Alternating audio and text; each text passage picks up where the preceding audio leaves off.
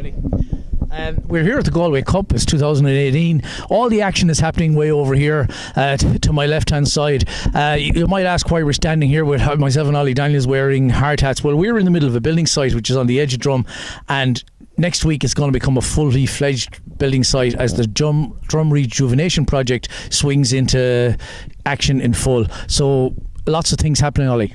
Absolutely, Pete. I mean, first of all, a lot of people will say, why isn't Drum an amazing facility? And it is. But, you know, like any house, your carpets get worn. The carpets have been here for 15 years and they've served us well.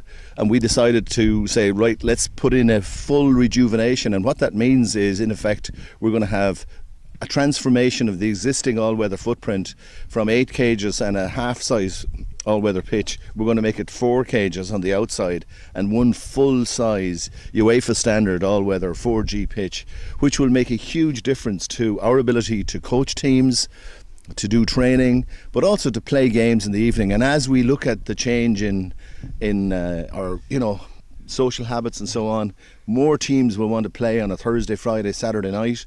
We'll facilitate that. There'll be more clubs will want to use the facility.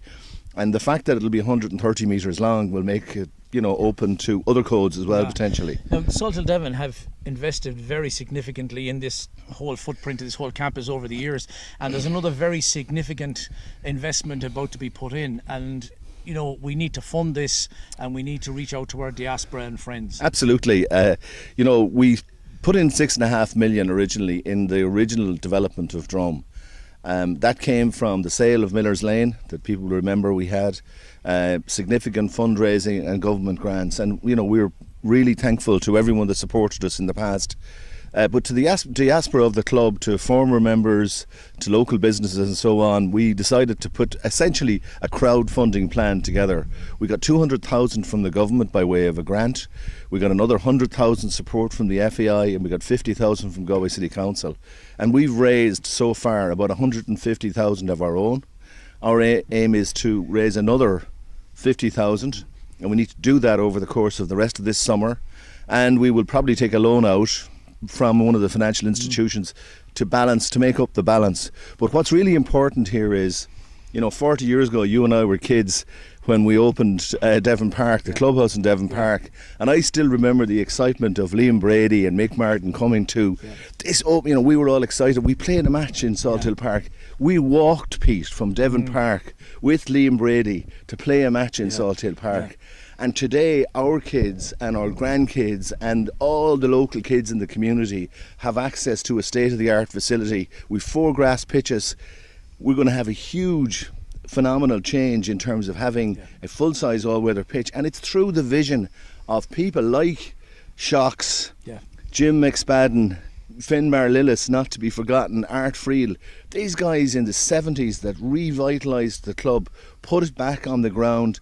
And then guys like Eamon Brennan, Tess Brennan, sorry Tess, when the first female president of a soccer club in Ireland, Declan Cunningham from the Devon Celtic side of it. We came together in the mid-70s to form Salthill Devon, and we've gone from strength to strength, but we have to push on again. We can't rest on our laurels. We have a huge opportunity, and this is all about serving all the children. Salthill and the greater Salthill has transformed since the 1970s. There's 15,000 people down in Knocknacarra. Huge number of children. We're serving those today. We're serving Old Salthill. We would call it the village. Paul McGinley's book recently reminded us of. We have a village, but we're also serving Barna. We're serving Oughterard, Rahoon. Mike Cullen's a huge catchment area for us, and we're in an idyllic kind of central location here. And indeed, when that new road comes in, we're going to be pretty close to that as well. The Galway Cup, what the Galway Cup does, it reminds us of the fantastic place that we've got that we call our home. Because all these teams, Stephen Kenny coming up here extolling the virtues, Paul Martin and you know, Pádraig Nicholson's guys that played in the UEFA Cup in the 1970s with Athlone Town, they're here saying this is fantastic, and they're involved in other clubs today giving back. So what we want out of this, Pete, is that people who see this video say, I can help. And there's a couple of ways you can help. Firstly, if you have it, you could give a fiver a month, a fiver a week, it's €250 a year by way of a direct debit or a once-off payment to join our supporters club. We've 150 of those supporters in place already, and what that's going to do is create a war chest for us that will allow us to have money in the bank as we want to go forward, do things, either help to pay for the facility in the future or also to make changes. And then the other thing we've got is we've got 150,000 that I mentioned that we've raised. That has been raised by about 30 patrons giving us 5,000 each as a one-off payment. Now in return for that we'll give them some advertising if they want it or not.